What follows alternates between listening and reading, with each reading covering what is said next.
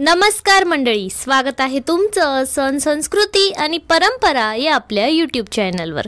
मंडळी, आपल्या सर्वांना माहितीच आहे की आता लवकरच वटपौर्णिमा येणार आहे।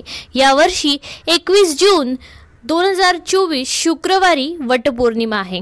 याआधी आपल्या चॅनलवर वटपौर्णिमेची पूजा अत्यंत सोप्या पद्धतीने आणि कमीत कमी वेळात कशी करायची, वटपौर्णिमेचे काय महत्त्व आहे, पूजेसाठी कुठली साहित्य लागतात आणि का करावी आपण ही पूजा, वडाच्या झाडाचे काय महत्त्व आहे यावर आपल्या चॅनलवर आधीच व्हिडिओ आलेला आहे।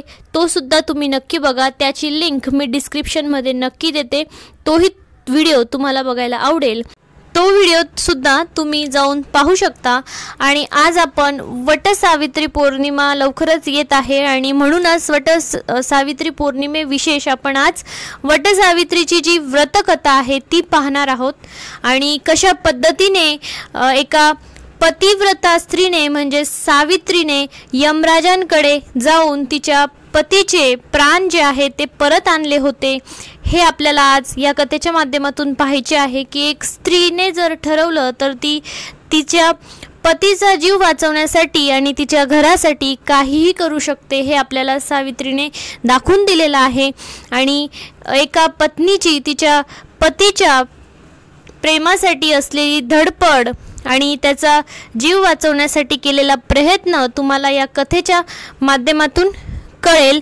आणि ही कथा तुम्ही वटपौर्णिमेच्या दिवशी नक्की ऐका, आवर्जून ऐका। चला तर मग मंडळी, पाहूया कथा सावित्रीची। भद्र देशात एक राजा राहत होता। त्याचे नाव अश्वपती होते, परंतु या राजाला संतान नव्हते। त्यासाठी त्याने अनेक उपायसुद्धा केले।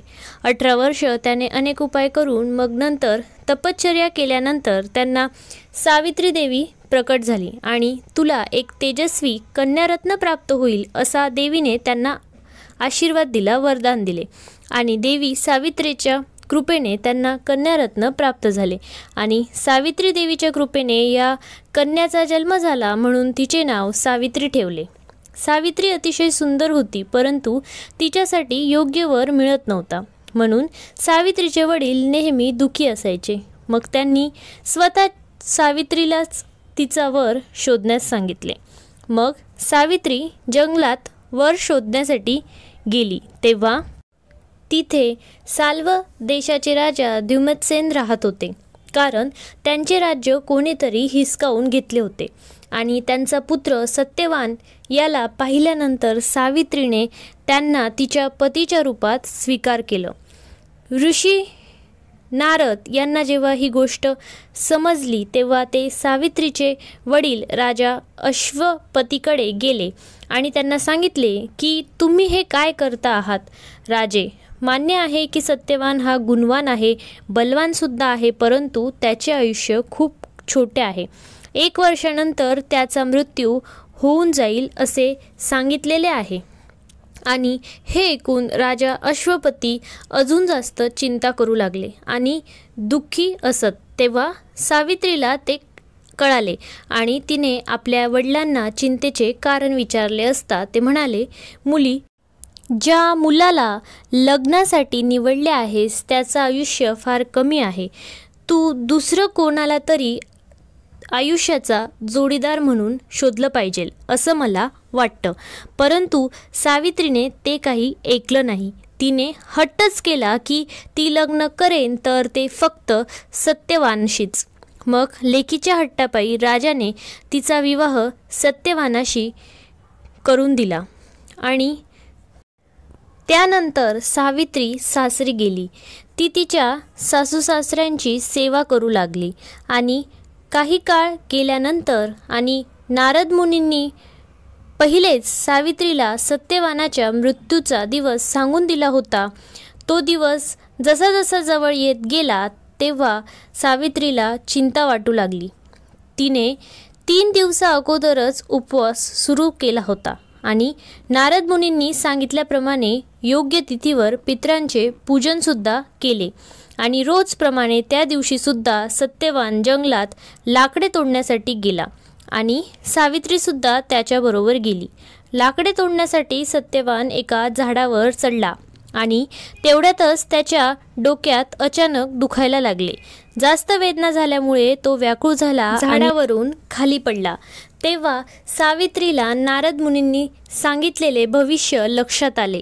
सत्यवानचं डोकं तिच्या मांडीवर घेऊन ती ते दाबू लागली आणि तेवढ्यातच तिथे दुरून यमराज येताना दिसू लागले आणि ते सत्यवानाला त्याच्या सोबत घेऊन जाऊ लागले. तेव्हा सावित्रीही त्यांच्या मागे मागे जाऊ लागली. तेव्हा यमराजांनी सावित्रीला समजवण्याचा खूप प्रयत्न केला, परंतु ती काही ऐकत नव्हती आणि सावित्रीची निष्ठा आणि पतीची भक्ती पाहून यमराज सावित्रीला म्हणाले की देवी, तू धन्य आहेस, तू माझ्याकडे कुठलेही वरदान माग. तेव्हा सावित्रीने सांगितले, माझे सासू सासरे वनवासी आहेत आणि त्यांना डोळ्याने दिसत सुद्धा नाही. तुम्ही त्यांना दिव्य ज्योती प्रदान करा. आणि त्यावर यमराज म्हणाले, असंच होईल, जा तू आता परत जा. परंतु ती तरीही मागे मागे येतच होती, ती काही ऐकत नव्हती. यमराज म्हणाले, देवी तू आता वापस जा. त्यावर ती म्हणाली, यमराज, मला माझ्या पतीच्या मागे मागे चालण्यात काही त्रास नाही, ते माझे कर्तव्य आहे. हे ऐकून यमराजांनी तिला अजून एक वरदान मागण्यास सांगितले. त्यावर सावित्री म्हणाली, माझ्या सासऱ्यांचे राज्य त्यांच्यापासून जबरदस्तीने हिसकावून घेतलेले आहे, ते तुम्ही परत मिळवून द्या. त्यावर यमराज म्हणाले, हो असंच होईल, आता तरी तू परत जा. पण ती ऐकत नव्हती आणि पुन्हा मागे मागेच येत होती. मग तिसरं वरदान मागण्यास तिला यमराजांनी सांगितलं. त्यावर सावित्रीने संतती प्राप्ती आणि सौभाग्यवतीचं वरदान मागितलं आणि मग यमराजांनी कोणताही विचार न करता तिच्यावर प्रसन्न होऊन तिला अस्तु असं म्हणाले आणि ते सुद्धा वरदान तिला दिले. मग सावित्री म्हणाली, हे प्रभू, मी एक पतिव्रता पत्नी आहे आणि तुम्ही मला संतान प्राप्ती आणि सौभाग्यवतीचा आशीर्वाद दिला. हे ऐकून यमराजांनी सत्यवानचे प्राण परत केले, त्यांना परत करावे लागले आणि ते परत गेले. नंतर सावित्री त्याच वटवृक्षाजवळ आली जिथे तिच्या पतीचा मृतदेह होता. सत्यवान जिवंत झाला, त्याचे प्राण परत आले. आई वडिलांना दिव्य प्रकाश, दिव्य ज्योती मिळाली आणि त्यांचे राज्य सुद्धा परत मिळाले. आणि मग अशा प्रकारे सावित्री आणि सत्यवान राज्याचे सुख उपभोगत राहिले. त्यामुळे सावित्रीप्रमाणे सासू सासरे यांची यथायोग्य पूजा करण्याबरोबरच इतर पद्धतीही सुरू झाल्या. वटसावित्री व्रत पाळल्याने व ही कथा ऐकल्याने व्रत करणाऱ्याच्या वैवाहिक जीवनातील सर्व संकटे दूर होतात.